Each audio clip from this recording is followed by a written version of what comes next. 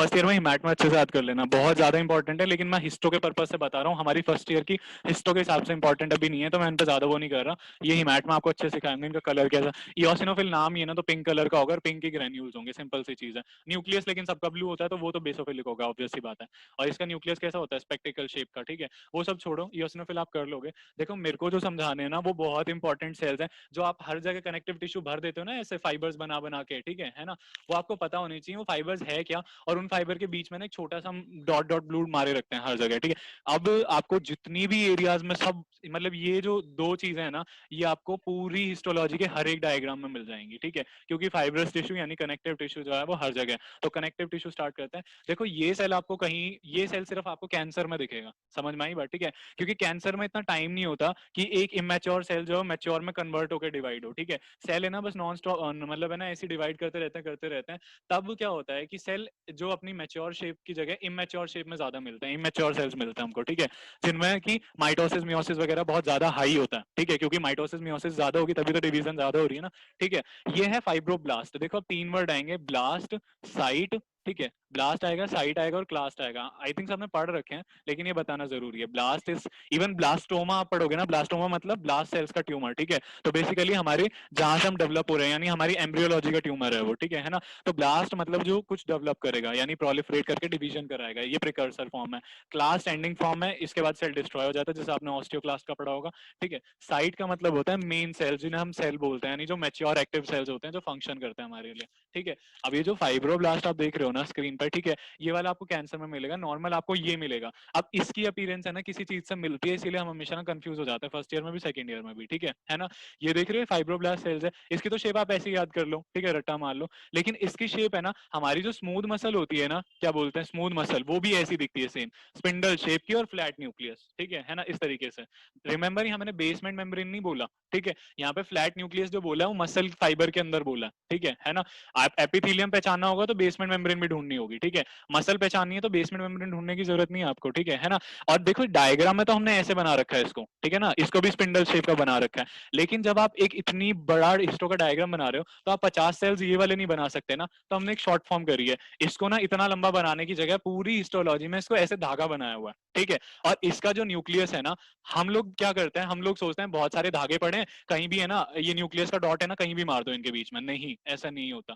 अगर आप हिस्टो को अच्छे समझना चाहते हो, तो ये जो आप फाइबर्स बनाते हो ना, इन्हीं के नीचे आपको इनका न्यूक्लियस बनाना होता है इस तरीके से, ठीक है ना। इसको हम क्या बोलते हैं, फाइब्रोब्लास्ट न्यूक्लियाई, क्या बोलते हैं। ये फाइबर हो गया हमारा, ठीक है ना। ये कौन सा, ये फाइब्रोसाइट क्या बनाते हैं, कोलेजन फाइबर्स बनाते हैं, तो कोलेजन फाइबर ही कनेक्टिव टिश्यू है, ठीक है। तो ये हो गया हमारा कोलेजन फाइबर, और जो इसके नीचे चिपका हुआ है इसको हम क्या बोलते हैं, फाइब्रोब्लास्ट न्यूक्लियाई। मैं भी और डायग्राम्स में दिखाऊंगा ये, ठीक है ना। पिगमेंट सेल को छोड़ दो, ये सेल्स आपको कुछ डिसीजेस में मिलेंगे, मायोकार्डियल इंफार्क्शन वगैरह में, वो सेकंड ईयर में पढ़ेंगे, ठीक है, अभी नहीं। या सेल एजिंग में मिलेंगे, जब सेल की एज हो जाती है ना, तो वो डेड होना होता है, उससे पहले पिगमेंट्स का डिपोजिशन होता है, ठीक है। उसके अलावा देखो ये बहुत इंपॉर्टेंट सेल है, फर्स्ट ईयर में नहीं लेकिन सेकंड ईयर में, एक इन्फ्लामेटरी सेल है। अगर आपको पता हो ना हमारे टी और बी लिम्फोसाइट होते हैं, तो बी लिम्फोसाइट का पता आपको कि एंटीबॉडीज बनाते हैं, लेकिन उससे पहले का स्टेप नहीं पता, वो आप सेकंड ईयर में सीखोगे। बी लिम्फोसाइट बनाते हैं प्लाज्मा सेल, और प्लाज्मा सेल ही बनाते हैं हमारी एंटीबॉडीज, ठीक है ना, इनडायरेक्ट रिलेशन है। बी लिम्फोसाइट प्लाज्मा और प्लाज्मा सेल एंटीबॉडी, ठीक है। प्लाज्मा सेल की सबसे खास बात है कि इसका न्यूक्लियस जो है ना, जैसे एक एक पहिया होता है ना, ठीक है, एक व्हील होता है, उसकी तरह इसकी अपीयरेंस है। तो इसकी अपीयरेंस को ध्यान रखना कि व्हील काट अपीयरेंस होती है इसकी, जैसे एक पहिया होता है उसके जैसी इसकी अपीयरेंस है। एनोटेशन देखो बहुत गंदी हो रही है स्क्रीन पर, तो नेग्लेक्ट करना। उसके अलावा ये सेल ओवल होता है, इतना बड़ा नहीं हम बनाते। अगर आप इतना बड़ा डायग्राम बना रहे हो ना, तो आपको इसको इतना बड़ा नहीं बनाना, इतनी बड़ी गोल स्लाइड है तो आप जरा सा बनाओगे, ठीक है ना। और उसमें आप यहाँ पे बना दोगे इसका, और ये भी याद रखना कि इसका न्यूक्लियस एक ही साइड होता है, बिल्कुल शिफ्ट, ठीक है। और बाकी पूरे पोर्शन में साइटोप्लाज्म रहता है, ठीक है, ये याद रखना आपको। मास सेल इसमें तो ऐसा बना रखा है, हम प्रैक्टिकली ऐसा नहीं बनाते, एक बड़ा सा सेल बना देते हैं, ठीक है। पूरा गोल भी नहीं बनाते, देखो मैंने पूरा सर्कल नहीं बनाया इसको राउंड, ठीक है ना। थोड़ा सा सर्कल को जगह जगह से डिस्टर्ब सा कर दिया, ठीक है ना। और ये बीच में न्यूक्लियस हो गया। उसके अलावा आप क्या देख रहे हो, उसके अलावा ये देखो, ये क्या था हमारा स्मॉल लिम्फोसाइट, आपको पता ही है। इसमें न्यूक्लियर, इसमें तो साइटोप्लाज्म बहुत स्कैंटी होता है, बहुत कम होता है। लार्ज लिम्फोसाइट में थोड़ा ज्यादा न्यूक्लियस होता है, ठीक है। बाकी ये आरबीसी के सिमिलर साइज का होता है, आरबीसी से 1 से 1.5 गुना बड़ा होता है, ये पहचान है, ठीक है। मैक्रोफेज और अच्छा देखो ये सब छोड़ो, मैक्रोफेज भी आप, ये सब है ना सेकंड ईयर में मिलेंगे आपको डिसीज कंडीशंस में, ठीक है। अभी की हिस्टोलॉजी आप ये जानो, एडिपोसाइट जो है, ठीक है। आपको इस पूरे पेज में से एक तो आपको फाइबर, कोलेजन फाइबर यानी जो फाइब्रोसाइट है वो, और उसका फाइब्रोब्लास्ट न्यूक्लियाई, ये जो है ना इसको हम क्या बोलेंगे, फाइब्रोब्लास्ट न्यूक्लियाई, ये आना चाहिए, ठीक है। क्योंकि इवन कोलेजन फाइबर्स डेवलप भी हो जाते हैं तब भी उनके न्यूक्लियाई डिसअपीयर नहीं होते, इसीलिए इसको हमने फाइब्रोब्लास्ट न्यूक्लियाई बोला, ठीक है। अमोक तूने हैंड रेज किया था क्या? एक सेकंड यार, पार्टिसिपेंट्स, एक मिनट रुक जाओ।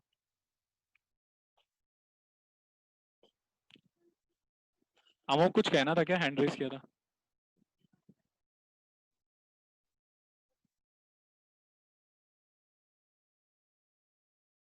चलो ठीक है, छोड़ो, है ना। हाँ अब आ जाओ इस पे जरा फटाफट से, ठीक है। एनोटेशन बंद करो। आपको एडिपोसाइट बनाना आना चाहिए, ठीक है। एडिपोसाइट हम हमेशा कैसे बनाते हैं, ठीक है।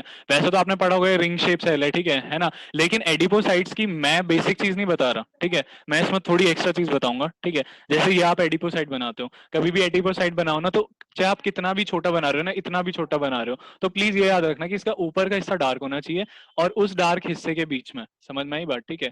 उस डार्क हिस्से के बीच में आपका एक जो है, बीच में बिल्कुल जो पर्पल कलर से आप बनाओगे, ठीक है ना, बेसोफिलिक, वो आपका न्यूक्लियस होना चाहिए, ठीक है। और ये चीज अच्छे से दिखनी चाहिए, ऐसी ही अपीयरेंस आनी चाहिए, ठीक है। अब देखो, ये तो ठीक है, आपने समझ लिया, लेकिन जब ये एडिपोसाइट्स आप बहुत सारे बना रहे होते तब कैसे बनाओगे, ठीक है ना। जैसे ये है, फिर इसके साथ ये है, तो ये तो आप कर लोगे, ठीक है, ऊपर थोड़ा सा डार्क कर दोगे हर जगह पे, है ना। लेकिन जब आपको एडिपोसाइट्स वो बनाने होते हैं ना, एक होते हैं यूनिलॉक्यूलर एडिपोसाइट, ठीक है, और एक होते हैं मल्टीलॉक्यूलर। यूनिलॉक्यूलर का मतलब क्या है, आपस में है पर उनकी अपीयरेंस कैसी आएगी, देखो बहुत सारे एडिपोसाइट्स हैं, एडिपोसाइट्स खाली क्यों दिखते हैं यहाँ से, ठीक है, क्योंकि इनके अंदर जो लिपिड होता है ना, वो स्लाइड प्रिपरेशन के दौरान वॉश आउट हो जाता है, ठीक है। वॉश आउट होने से क्या होता है कि जब हम माइक्रोस्कोप में देखते हैं तो जो चीज प्रेजेंट है वो हमें दिखती नहीं है, ठीक है ना। ठीक है, अब ये देख रहे हो आप, क्या बोलते हैं, सॉरी बीच में एक मिनट के लिए, हाँ अब ये देखो, एडिपोसाइट्स आप देख रहे हो ना, ठीक है। ये तो एक था, अब इसके साथ आपने दूसरा बना दिया, ऐसे तीसरा बना दिया, तो ऐसे क्या खाली खाली जो अपीयरेंस दिखती है ना, बहुत ऐसा लगता है कि बस सेल्स के बीच में एक बाउंड्री है और पूरा खाली खाली एरिया और बाउंड्री है, ठीक है। तो ये अपीयरेंस आती है हनी कॉम्ब अपीयरेंस, ठीक है। हमेशा याद रखना, एडिपोसाइट्स के लिए बहुत सारी अपीयरेंस बोली जाती है। एक तो इसकी शक्ल के हिसाब से इसको सिग्नेट रिंग अपीयरेंस बोलते हैं, या सिग्नेट रिंग टाइप सेल या रिंग टाइप सेल, ठीक है ना। दूसरा, इसकी जब ये इकट्ठे होते हैं ना एक जगह, तो इनको हम बोलते हैं हनीकॉम्ब अपीयरेंस। और जब ये मल्टीलॉक्यूलर में होता है ना, ठीक है, मल्टीलॉक्यूलर में क्या होता है कि एडिपोसाइट चिपके हुए हैं एक जगह, ठीक है ना। तो ये लोग क्या है, मल्टीलॉक्यूलर यूनिलॉक्यूलर एडिपोसाइट में फर्क क्या है, यूनिलॉक्यूलर में आपस में चिपके होंगे ना, तो लेकिन इनके न्यूक्लियस एक दूसरे से दूर दूर होंगे, समझ में आई बात, ठीक है ना। लेकिन जब ये मल्टीलॉक्यूलर, यूनिलॉक्यूलर में अलग अलग होंगे न्यूक्लियस, मल्टीलॉक्यूलर में जब ये चारों आपस में चिपके ना, तो इनका जो बीच का डार्क एरिया था, जो आप इनका सबका डार्क एरिया यहाँ बनाओगे, ठीक है, ऊपर, है ना, यहाँ पे, जैसे बहुत गंदी एनोटेशन हो रही है, पता नहीं कैसे, ठीक है ना। तो यहाँ बनाओगे ना जब आप, ठीक है, तो आपको ये चीज याद रखनी है कि इनका जो न्यूक्लियस है ना, वो आपको यहाँ बनाना है, समझ में आई बात, ठीक है। देख रहे हो इस तरीके से, तो इन चारों का जो न्यूक्लियस है ना, आप एक तरीके से फ्यूज कर देना डार्क करके, ठीक है। तो ये वाला आपका क्या हो जाएगा, ये हो जाएगा मल्टीलॉक्यूलर एडिपोसाइट, ठीक है। डिफरेंस समझ आ गया यूनिलॉक्यूलर और मल्टीलॉक्यूलर का, ठीक है। उसके बाद में ये कनेक्टिव टिश्यू का चार्ट है, ये आपके मैंने ये आप खुद याद कर लेना, ठीक है, इसलिए मैंने डाला है। जो इंपॉर्टेंट कनेक्टिव टिश्यू है ना, उनको मैं एक एक करके भी डिस्कस करूंगा यहाँ पे, ठीक है ना। कुछ मैंने कनेक्टिव टिश्यूज के ज्यादा डायग्राम नहीं लिए क्योंकि एग्जाम वगैरह में कोई नहीं पूछता इनको, ठीक है ना। आपको जहाँ ये काम आने ना अब, लेकिन ये जहाँ काम आएंगे वो जरूर पता होना चाहिए। ये एक आपकी स्लाइड है, ठीक है ना। ये एक आपकी स्लाइड है, ठीक है। सबसे पहले हम कौन सा देख रहे हैं, लूज एरियोलर टिश्यू देख रहे हैं, ठीक है। लूज एरियोलर टिश्यू जो है ना, ठीक है, एरियोलर टिश्यू ही जो देखो, ये दो तरीके के होते हैं, बस आप लूज और जो डेंस है ना, उनको याद कर लो अच्छे से, ठीक है, कि डेंस कैसे दिखेंगे और लूज कैसे दिखेंगे। मैं दो डायग्राम स्क्रीन पे बना रहा हूँ, ठीक है ना। एक मैं लूज का बना रहा हूँ, एक मैं डेंस का बना रहा हूँ, ठीक है। एक इधर आप देखना और एक इधर देखना, ठीक है। लूज वाले में ना फाइबर्स कम दिखेंगे, ऑब्वियस सी बात है, ठीक है, लूज है ना, तो फाइबर्स लूज दिखेंगे, नाम से ही पता चल रहा है। फाइबर्स के बीच में अपन को क्या बनाना होता था, डार्क ब्लू कलर, जो ब्लू कलर की पेंसिल है उससे क्या बनाना होता था हमको, फाइब्रोब्लास्ट न्यूक्लियाई भी बनाना है, ये भी याद रखना है, ठीक है ना। और कनेक्ट, और उसके अलावा जब ये डेंस होंगे तो क्या होगा, इनकी जो डेंसिटी है वो बढ़ जाएगी, साफ सी बात है, तो ये ज्यादा दिखेंगे। और ये देखो, अब आपको ये सीखना है कि लूज आप कहाँ भरोगे और डेंस आप कहाँ भरोगे। कनेक्टिव टिश्यू दो तरीके की फिलिंग करते हैं किसी भी ऑर्गन में, ठीक है ना, कहाँ कहाँ पे। जैसे कि पहला इनका काम होता है किसी ऑर्गन का कैप्सूल बनाना, कैप्सूल या फिर हम या बोलें कि आउटर कवरिंग बनाना, ठीक है, फर्स्ट चीज, ठीक है। तो आउटर कवरिंग जब भी बनानी है तो आउटर कवरिंग तो स्ट्रांग होनी चाहिए ना, जैसे एपिथेलियम स्ट्रांग था स्ट्रैटिफाइड, ठीक है ना, नॉन केराटिनाइज वाला जैसे स्ट्रांग था प्रोटेक्शन के लिए, ऐसे ये भी स्ट्रांग होने चाहिए। तो ऑब्वियस ही बात है ना, आपको टाइट नेटवर्क चाहिए, ठीक है, बाहर प्रोटेक्शन के लिए। तो आप हमेशा कहीं भी बाहर बनाओगे, आप डेंस कनेक्टिव टिश्यू बनाओगे, कहाँ कहाँ मिलेगा, जैसे ब्लड वेसल की जो आउटर लेयर है ट्यूनिका एडवेंटिशिया, वहां आपको डेंस कनेक्टिव टिश्यू मिलेगा, लेकिन जो अंदर है उसमें आपको लूज मिलेगा। समझ में आई बात, ठीक है। ऐसे ही जितने भी ऑर्गन्स है, ठीक है, जीआईटी के ऑर्गन्स है, जीआईटी में जो सिरोसा या एडवेंटिशिया आप बोलते हो, वो डेंस कनेक्टिव टिश्यू ही तो है, तो इसमें कोई रट्टा मारने की जरूरत ही नहीं है कि एडवेंटिशिया में तो डेंस होता है, इसमें लूज होता है, रटना ही नहीं है आपको। अपने आप ऑर्गन को सुनते ही समझ आ जाना चाहिए कि यहाँ पे क्या होगा, अंदर बाहर की लेयर है तो क्या होगा, अंदर क्या होगा, ठीक है। लूज कहाँ पे होगा, अब जीआईटी याद करो, जीआईटी में आपने सुना होगा लेमिना प्रोप्रिया नाम की कोई चीज होती है, सब म्यूकोजा नाम की लेयर होती है, इन सब में कनेक्टिव टिश्यू ही भरा पड़ा है, ठीक है। मैं ये नहीं कह रहा कनेक्टिव टिश्यू में खाली कोलेजन फाइबर्स आते हैं, ठीक है, लेकिन जहां भी अंदर फिलिंग होगी ना, वहां पे लूज कनेक्टिव टिश्यू होगा, ठीक है ना। और जहां बाहर फिलिंग होगी, जहां प्रोटेक्शन का काम है, तो वहां पे आपका क्या मिलेगा, आपको डेंस कनेक्टिव टिश्यू मिलेगा, ठीक है ना। और कनेक्टिव टिश्यू में क्या क्या चीजें आती हैं, देखो बुक वाले इतना बताते नहीं आपको, ठीक है ना, इसलिए मैं बता दूं, आपको ब्लड वेसल बनानी आनी चाहिए। कभी भी आप हिस्टो में ब्लड वेसल बना रहे हो ना, तो आर्टरी को हमेशा गोल बनाओगे और डार्क बनाओगे, वो मैं बाद में बताऊंगा कल जब हम आर्टरी को लेंगे, ठीक है ना, पढ़ने के लिए कि क्यों ऐसे बनाते हैं, अभी बस याद कर लो। और वेन बनाओगे थोड़ी टॉर्चुअस सी, ठीक है ना, वेन गोल नहीं बनती आर्टरी के कंपैरेटिवली। आर्टरी का आप देखो ल्यूमन, आर्टरी का जो ल्यूमन है ना, आर्टरी का जो बीच में ल्यूमन है, इसको आप कम रखोगे, वेन के ल्यूमन को ज्यादा रखोगे, वेन की वॉल थिक रखोगे, आर्टरी की थिक रखोगे, ठीक है ना। उसके अलावा आपको इस पे क्या बनाना है वो मैं बता देता हूँ, ठीक है। आर्टरीज का जो अंदर की लेयर है उसमें एंडोथीलियम है, ठीक है, सॉरी यार ये पता नहीं क्यों, ठीक है। अंदर की जो लेयर है उसमें एंडोथीलियम है, तो एंडोथीलियम का फ्लैट न्यूक्लियस होता है ना, तो आप अंदर की तरफ है ना 3-4 फ्लैट न्यूक्लियस बना देना। और एंडोथीलियम तो इसमें भी होता है आपकी वेन्स में भी, तो यहाँ पे भी आप बना देना ऐसी, समझ में आई बात, ठीक है, इस तरीके से। I think it's clear now, किसी को ऐसा है कि क्लियर नहीं हुआ ये चीज, ठीक है। कहीं पे भी आपको लूज बनाना है तो फाइबर्स लूज होने चाहिए, ठीक है, और ब्लड वेसल थोड़ी कम कर देना, ठीक है ना। कहीं नहीं, ब्लड वेसल ज्यादा कर देना। उसके अलावा डेंस बनाना है तो वही फाइबर्स की जो डेंसिटी है वो बढ़ा देना, वहां पर बहुत ज्यादा कर देना, ठीक है। कनेक्टिव टिश्यू आपको मिलेगा कहाँ का, मैं बता रहा था, एक ऑर्गन के कैप्सूल में मिलेगा, यानी आउटर कवरिंग में मिलेगा, ठीक है, कैप्सूल या आउटर कवरिंग में मिलेगा। दूसरा, ये एक ऑर्गन को ना इंटरनली भी डिवाइड करता है, जैसे हमने अभी देखा था ना, सिरो सब मैंडिबुलर थायराइड ग्लैंड वगैरह, मैंने सेप्टा सेप्टा का जिक्र कर रहा था, ठीक है। तो मैं ये लेयर्स ऐसे इसलिए बना रहा हूँ, यहाँ पे पूरे ना इतने रीजन में कनेक्टिव टिश्यू की लेयर आ जाएगी पूरी की पूरी, ठीक है। तो इससे क्या है, थायराइड का जो ये एक कंपार्टमेंट है और जो दूसरे कंपार्टमेंट के फॉलिकुलर सेल्स हैं वो सेपरेट हो जाएंगे, तो इसको हम क्या बोलेंगे, सेप्टा, जो भी सेपरेट करे वो सेप्टा, ठीक है। तो कनेक्टिव टिश्यू सेप्टा बनाते हैं, स्प्लीन में बनाते हैं, बोन्स में बनाते हैं, बहुत सारी जगह बनाते हैं, ठीक है ना। एक सेकेंड, ठीक है। तो आपको पता होना चाहिए कि कनेक्टिव टिश्यू को हम कहाँ कहाँ यूज करेंगे, ठीक है। ये रेटिकुलर टिश्यू नाम से जो चीज है, देखो टेंडन और ये सब है ना, आप खुद पढ़ लेना, टेंडन वेंडन में कुछ भी नहीं है, और उनमें भी डेंस कनेक्टिव टिश्यू मिलेगा आपको, ठीक है ना। उसी के एग्जाम्पल है बल्कि वो, ठीक है।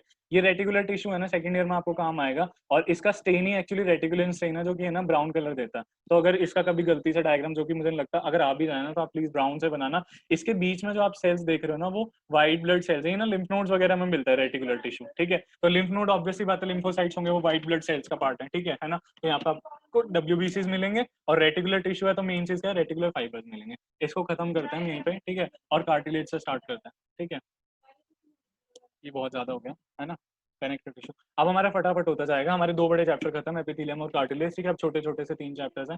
सबसे पहले आ जाओ आपके जो, अब देखो यहाँ से आपको फिलिंग करनी स्टार्ट आनी चाहिए, समझ में आई बात, ठीक है। ये देख रहे हो हाइलिन कार्टिलेज है, ये इस डायग्राम में क्या बना हुआ है, देखो एक एक धागा सा जा रहा है, ठीक है, धागा है तो फाइबर बोल सकता हूँ ना मैं इसको। और इसी फाइबर के, अगर आप इस वाले फाइबर को नोट करो, तो इस फाइबर के नीचे डार्क कलर का एक न्यूक्लियस भी बना हुआ है। तो ये न्यूक्लियस क्या हो जाएगा आपका, फाइब्रोब्लास्ट न्यूक्लियस हो जाएगा, समझ में आई बात। और ये जो फाइबर है वो क्या आ जाएगा आपका, कोलेजन फाइबर हो जाएगा। और ये कौन से वाले टाइप का होगा, थोड़ा डेंस कनेक्टिव टिश्यू होगा, क्योंकि ये हाइलेन कार्टिलेज के आउटर में, समझ में आई बात, ठीक है। जो अंदर होता है वो लूज कनेक्टिव टिश्यू होता है, जो बाहर है, कनेक्टिव टिश्यू क्या क्या करते हैं, एक ऑर्गन की कवरिंग बनाते हैं, ऑर्गन के सेप्टा बनाते हैं, और किसी ऑर्गन के अंदर फिलिंग का काम करते हैं, ठीक है, जैसे कि लेमिना प्रोप्रिया, सबम्यूकोसा या मैट्रिक्स। देखो कनेक्टिव टिश्यू के लिए कहाँ कहाँ वर्ड आएंगे, मैं तुम्हें नाम बताऊं, लेमिना प्रोप्रिया एक वर्ड आएगा, ठीक है, मैं शॉर्ट फॉर्म लिख दूं सबकी, स्क्रीन पे लिखा नहीं जाता है मुझसे, ठीक है। लेमिना प्रोप्रिया कहीं वर्ड आ जाए, कहीं भी मैट्रिक्स वर्ड आ जाए, कहीं पे स्ट्रोमा वर्ड आ जाए, समझ में आई बात, ठीक है। कहीं पे इंटरस्टिशियल टिश्यू वर्ड आ जाए, ठीक है ना। कहीं पे सब म्यूकोजा वगैरह जैसे चीजें हैं, ठीक है, ये सब आ जाए, इन सब में ही हमारा कनेक्टिव टिश्यू भरा हुआ होगा, वो लूज कनेक्टिव टिश्यू टाइप का होगा, ठीक है। उसके अलावा ये देख रहे हो आप, मैं एक मिनट रुको। हाँ, इस डायग्राम पर सबसे पहले मैंने ये मिस कर दिया था, ठीक है ना। इस पे आ जाओ, सबसे पहले तीनों का डिफरेंस पता होना चाहिए, हर कोई पूछेगा आपसे, इवन सेकंड ईयर में भी। हाइलिन कार्टिलेज, इलास्टिक और फाइब्रो कार्टिलेज, तीनों का डिफरेंस क्या है, ठीक है। कार्टिलेज के 3 बेसिक सेल्स हैं, ठीक है, जो कार्टिलेज को बनाते हैं कॉन्ड्रोब्लास्ट, जो कार्टिलेज को नष्ट करते हैं कॉन्ड्रोक्लास्ट, ठीक है ना। और जो मैच्योर कार्टिलेज के सेल्स होते हैं कॉन्ड्रोसाइट्स होते हैं हमारे, ठीक है। तीन कार्टिलेज की भी वैरायटी है, हाइलिन है, इलास्टिक है और फाइब्रो है। अगर आपको ये पता होगा ना कि इनका फंक्शन क्या है, तो हम उसके बाद इनकी लोकेशन याद करेंगे, समझ में आई बात, ठीक है ना। तो टाइप ऑफ फाइबर तो रट्टा मारना है कि हाइलिन और इलास्टिक दोनों में टाइप 2 कोलेजन फाइबर होता है, और सिर्फ फाइब्रो कार्टिलेज में ही टाइप 1 होता है, ठीक है। ये चार्ट बहुत काम का है, ये पढ़ लिया तो पूरा चैप्टर रीड करने की जरूरत नहीं है। कॉन्ड्रोसाइट्स का हम देखेंगे जब हम डायग्राम बनाएंगे, ठीक है। ये डिफरेंस आपको तब समझ में आएगा, ठीक है। पेरिकॉन्ड्रियम, ऑब्वियस सी बात है ना, कार्टिलेज है तो कार्टिलेज के डायग्राम में क्या होगा, कॉन्ड्रोसाइट्स तो होंगे, ठीक है ना। कार्टिलेज की आउटर कवरिंग भी होगी पेरिकॉन्ड्रियम। अब मुझे बताओ पेरिकॉन्ड्रियम में कौन सा कनेक्टिव टिश्यू होगा, फटाफट चैट में लिखो। डेंस कनेक्टिव टिश्यू होगा, ठीक है। छोड़ो, चलो टाइम वेस्ट होगा। डेंस कनेक्टिव टिश्यू होगा, ठीक है ना। लोकेशन, ठीक है। पेरिकॉन्ड्रियम का भी डिफरेंस वहीं पे पढ़ेंगे हम, ठीक है। फाइब्रोकार्टिलेज में तो पेरिकॉन्ड्रियम होता ही नहीं है, इसमें भी होता है और इसमें भी होता है, कुछ जगह पे नहीं होता, वो भी हम देखेंगे। पहले फंक्शन पढ़ लेते हैं, ठीक है। फंक्शन क्या है, हाइलिन कार्टिलेज किस किस जगह पे प्रेजेंट होगा, कैसे फंक्शन करने के लिए, ठीक है। It reduces friction eight joint, joints पर फ्रिक्शन को रोकता है। Responsible for longitudinal growth of bones, ठीक है ना। अगर ये बोन की ग्रोथ के लिए है तो ये ऐसे एरिया में होगा ना जिस एरिया में बोन की ग्रोथ होती है, ठीक है। यानी कि मैं बात कर रहा हूँ बोन के एपिफाइसिस की, ठीक है। जहाँ पे हाई, जो एपिफाइसिस पे आपने पढ़ा होगा कि ग्रोथ प्लेट प्रेजेंट होती है, वो ग्रोथ प्लेट है क्या, वो कुछ भी नहीं है, वो टिश्यू है। कौन सा टिश्यू है, हाइलिन कार्टिलेज है, ठीक है ना। Growth of long bones and provide flexibility to rib cage, ठीक है, ये सब ठीक है, रिब केज में पढ़ाई होगा। अब इसकी लोकेशन कहाँ का है, ट्रैकिया में होती है, पूरे रेस्पिरेटरी ट्रैक में, ठीक है। ट्रैकिया में होती है, ब्रोंकाई में होती है। कॉस्टल कार्टिलेजेस क्या है, हमारे रिब्स के कार्टिलेज, आपको पता हो तो हमारे रिब्स डायरेक्टली अटैच नहीं है स्टर्नम से, पहले स्टर्नम से कार्टिलेज अटैच है, हाइलिन कार्टिलेज, और उसके बाद में हमारी रिब्स अटैच है, ठीक है ना। थायराइड कार्टिलेज क्या है, ठीक है। देखो ये जो थायराइड कार्टिलेज लिखा हुआ है और उसके अलावा ये जो क्रिकोइड वर्ड लिखा हुआ है, और जो ये दो वर्ड लिखा ना, थायराइड कार्टिलेज और क्रिकोइड कार्टिलेज, ठीक है। ये लैरिंग्स के कार्टिलेजेस है, लैरिंग्स के कार्टिलेजेस होते हैं 3 पेयर्ड और 3 अनपेयर्ड, अगर हेड एंड नेक में आपने थोड़ा बहुत पढ़ा हो तो ये थायराइड कार्टिलेज वहीं का है, ठीक है। और अदर कार्टिलेज ऑफ लैरिंग्स में क्या है, क्रिकोइड और एरिटेनोइड में, ठीक है ना। मतलब रेस्पिरेटरी ट्रैक में हाइलिन कार्टिलेज प्रेजेंट है बेसिकली, ठीक है। ब्रोंकाई लिखा है, ब्रोंकियोल्स नहीं लिखा, ठीक है। ब्रोंकियोल्स और छोटा वर्जन है ब्रोंकाई का, तो उसमें कार्टिलेज मतलब आगे कंटिन्यू नहीं होगा, ठीक है ना। तो फंक्शन भी पता चल गए। इलास्टिक कार्टिलेज कहाँ पे होगा, ठीक है। इलास्टिक कार्टिलेज जहाँ पे जो है, मतलब इलास्टिसिटी चाहिए थोड़ी बहुत, हम जैसे अपने कान को देखो फोल्ड कर सकते हैं और खींच भी सकते हैं, तो ईयर के पिन्ना में इलास्टिक कार्टिलेज है, नाम ही बता रहा है ना, इलास्टिक मतलब इलास्टिक जैसा, ठीक है ना। एपिग्लॉटिस में, एपिग्लॉटिस को कॉन्टिन्यूस मूवमेंट चाहिए, ठीक है ना। और इसमें कार्टिलेज भी प्रेजेंट है, तो एपिग्लॉटिस में कौन सा कार्टिलेज होना चाहिए, हाइलिन की इलास्टिक है। हाइलिन तो फ्रिक्शन रिड्यूस करता है ना, कहीं भी प्रेजेंट हो तो, ठीक है। एपिग्लॉटिस को तो कांस्टेंट मूवमेंट चाहिए। आपको जब फूड खाना है तो एपिग्लॉटिस को पीछे कवर करना, विंड पाइप को, फूड नहीं लेना तो उसको आगे आना, तो उसको तो बहुत सारे फंक्शन है, ठीक है। उसके अलावा एक्सटर्नल एकॉस्टिक मीएटस, हमारा जो ये कान की एक्सटर्नल ऑडिटरी कैनाल है यहाँ पे, और उसके अलावा हमारी ऑडिटरी ट्यूब में, यानी यूस्टेकियन ट्यूब में, ठीक है ना। मतलब बेसिकली ईयर से रिलेटेड ही है, ठीक है। ई से ईयर और ई से एपिग्लॉटिस, दो चीजें याद कर लो, एपिग्लॉटिस और ईयर की चीजें, ठीक है। फाइब्रो कार्टिलेज बहुत ही कम और बहुत स्पेशल जगह पे प्रेजेंट है, ठीक है। किस जगह प्रेजेंट है, at the sites where tendon are inserted into the bone, ठीक है। ये हमको नहीं दिखता है, मैं पहले ही बता दूं, ठीक है ना। जो हमें दिखता है वो इंटरवर्टिब्रल डिस्क है, हमारी दो वर्टिब्रस के बीच बीच में जो डिस्क रखी हुई है, ठीक है, उनमें दिखता है। उसमें भी कहाँ होता है ये, मेनली एन्युलस फाइब्रोसिस में, ठीक है। किसमें होता है, एन्युलस फाइब्रोसिस में। दो पार्ट होते हैं ना एक इंटरवर्टिब्रल डिस्क के, ठीक है। अंदर का बाहर का पोर्शन क्या होता है इसका, अंदर का क्या होता है, न्यूक्लियस पल्पोसस, बाहर का क्या होता है, एन्युलस फाइब्रोसिस, तो एन्युलस फाइब्रोसिस में ये दिखता है, ठीक है। इफ यू रिमेंबर, जो न्यूक्लियस पल्पोसस है वो नोटोकॉर्ड का रेमिनेंट है, ठीक है। प्यूबिक सिम्फाइसिस पे, ये बिल्कुल ऐसी जगह होगा जहां मूवमेंट्स नहीं हो सकती, समझ में आई बात, जहां स्टेबल हो, ठीक है। इंटरवर्टिब्रल डिस्क कभी मूव नहीं करती, वर्टिब्रा मूव करते हैं, डिस्क नहीं करते। डिस्क जब मूव करती है तो वो अच्छे अच्छों को मूव करवा देती है, ठीक है, बोलते हैं ना डिस्क स्लिप हो जाना, वो यही बीमारी है, ठीक है। फिर प्यूबिक सिम्फाइसिस है, प्यूबिक सिम्फाइसिस भी पे भी होता है ऐसी, ठीक है। ग्लिनॉइड लैब्रम यानी शोल्डर जॉइंट का एसिटाबुलर लैब्रम, और मेनिस्काई ऑफ नी जॉइंट यहाँ पे प्रेजेंट है, क्योंकि इसका काम क्या है, स्ट्रेंथ प्रोवाइड करना। तो मैंने बताया ना, अगर आपको फंक्शन पता है आपको उसकी लोकेशन पता चल जाएगी, ठीक है। इलास्टिक कार्टिलेज का काम शेप देना है, सपोर्ट देना ऑर्गन को, और उसको इलास्टिसिटी प्रोवाइड करना, ये सब आपने पढ़ा हुआ है, ठीक है। हम उस पर आ जाते हैं जो नहीं पता सबको। यहाँ पे आ जाओ, देखो ये सबसे पहला ऐसे सामने आपको ना दोनों सेम दिखेंगे, ठीक है ना, इलास्टिक भी हाईलाइन भी। कैसे पहचानोगे ये इलास्टिक है और वो हाईलाइन है? हाईलाइन का नाम हाईलाइन क्यों है? क्योंकि इसकी अपीयरेंस ऐसी है। जब आप माइक्रोस्कोप में चेक करोगे ना, तो हाईलाइन कार्टिलेज का इसकी हाईलाइन ही अपीयरेंस है, ठीक है ना। हाईलाइन का मतलब क्या होता है? जिसका जो रिफ्रैक्टरी इंडेक्स है ना, ऑन जब लाइट जाती है तो रिफ्रैक्टरी इंडेक्स जो है ना सेम हो जाता है हमारे आईज के, तो हमको बिल्कुल वो प्लेन दिखता है। माइक्रोस्कोप में कभी आपको ऐसे ब्लू कलर का नहीं दिखेगा, ठीक है, बिल्कुल है ना। जो भी शेडो आपको बहुत लाइट पिंक सी है ना, और बहुत सुंदर सी लग रही हो ना, पिंकिश सी, बिल्कुल स्मूथ पिंक कलर दिख रहा हो, ठीक है ना। लड़कियां ज्यादा अच्छे से पहचान लेंगी, जो बिल्कुल स्मूथ पिंक कलर दिख रहा हो ना, वो हाईलाइन कार्टिलेज है, ठीक है। अब ये देखो, पेरिकॉन्ड्रियम है सबसे पहले प्रेजेंट। पेरिकॉन्ड्रियम में क्या होना चाहिए? कनेक्टिव टिश्यू होना चाहिए, प्रेजेंट है। कोलेजन फाइबर प्रेजेंट है, कौन से टाइप है? टाइप 2। और इसमें अलावा फाइब्रोब्लास्ट न्यूक्लियर प्रेजेंट है, ठीक है। यहाँ भी नीचे भी यही है, नीचे भी पेरिकॉन्ड्रियम ही है, ठीक है ना।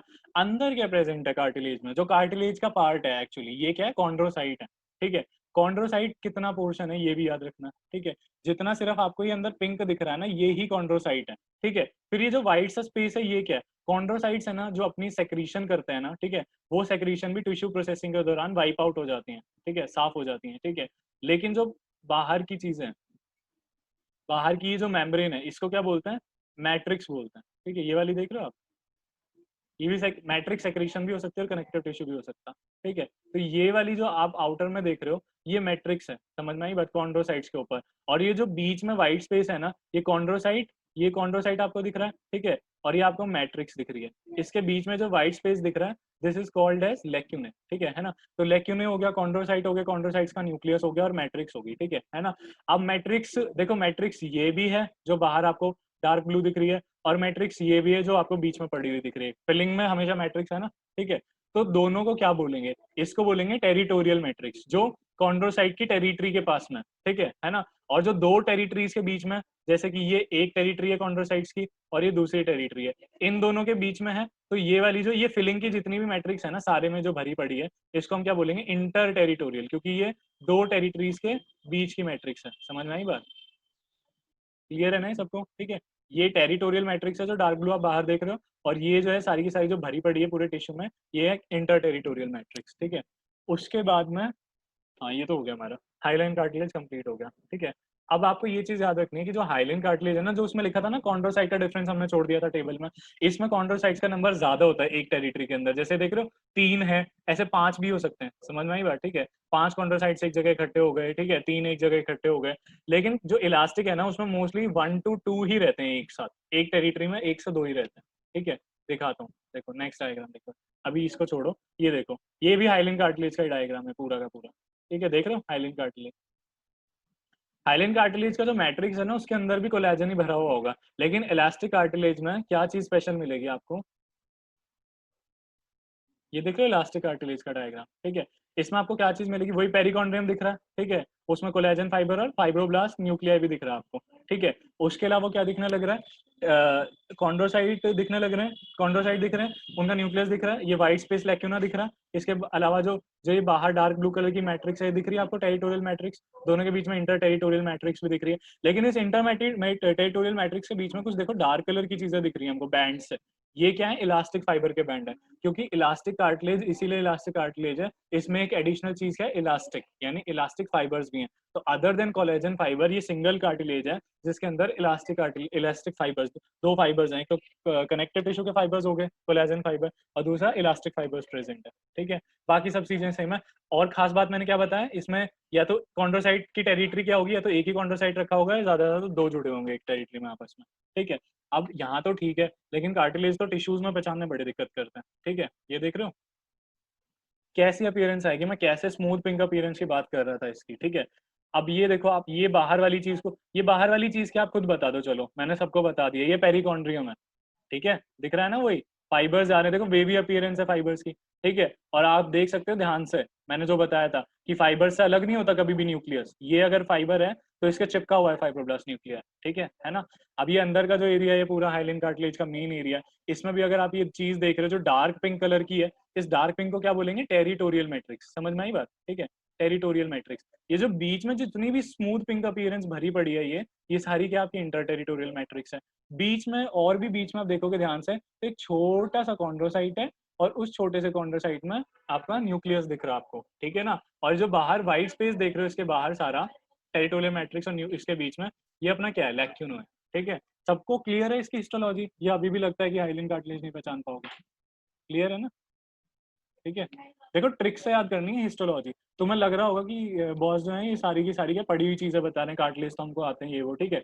मुझे भी पता है कि पढ़ने में हमने क्या चीज पढ़ी और कितना स्किप करा, ठीक है। ये जो तलवार दिख रही है ना, ये वही है, ये हाइलिन कार्टिलेज की अपीयरेंस है। इसको मैंने जूम करके 40x पे दिखाया था, ये 10x पे आपको ऐसा दिखेगा कहीं पड़ा हुआ। तो ट्रैकिया के अंदर भी आपको ऐसी अपीयरेंस दिखेगी, ठीक है। हमारा ट्रैकिया कवर हो गया, सबसे बड़ी बात, ठीक है। अब आप खुद सोचो, मान लो ये ट्रैकिया की हिस्टोलॉजी है, तो ट्रैकिया में आपको क्या क्या चीज मिलेंगी? ट्रैकिया के अंदर उसको रेस्पिरेटरी एपिथेलियम मिलेगा ट्रैकिया में। रेस्पिरेटरी एपिथेलियम क्या होता है? स्यूडो स्ट्रेटिफाइड जो था, ठीक है, pseudo stratified columnar epithelium ciliated, ठीक है ना।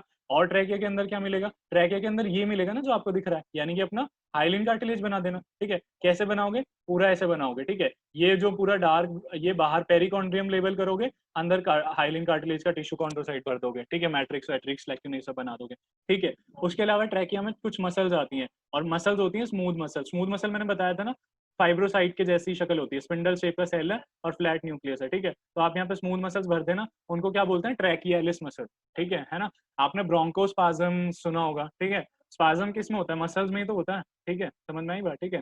तो स्पाज्म या कॉन्स्ट्रक्शन मसल्स में होती है। आस्थमा के पेशेंट में स्पाज्म हो जाता है, ठीक है, तभी उनको अटैक आता है, ठीक है। तो ट्रैकिया के अंदर क्या प्रेजेंट है? मसल भी प्रेजेंट है। खत्म, ट्रैकिया की हिस्टोलॉजी खत्म, ठीक है। सिंपल सी हिस्टोलॉजी है ट्रैकिया की, है ना।